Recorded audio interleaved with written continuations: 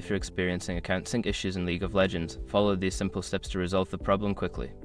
This guide will help you troubleshoot and fix the issue effectively. Step 1. Check server status. Visit the official League of Legends server status page to see if there are any ongoing issues or maintenance that could be affecting account synchronization. If the servers are down, wait until they are back online. Step 2. Restart the game client. Close the League of Legends client completely and reopen it. This can refresh your connection to the servers and may resolve any temporary sync issues. Step 3. Clear cache. Navigate to the game installation folder and locate the Riot Games folder. Delete the config and logs folders to clear any corrupted files that may be causing the sync issue. Restart the client after this step. Step 4. Check your internet connection. Ensure that your internet connection is stable and working properly. You can do this by running a speed test or trying to access other online services. If your connection is unstable, reset your router or contact your internet service provider.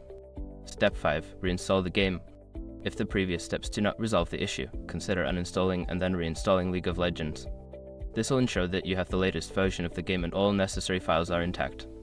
By following these steps, you should be able to fix the account sync issue in League of Legends. If problems persist, consider reaching out to Riot Games support for further assistance.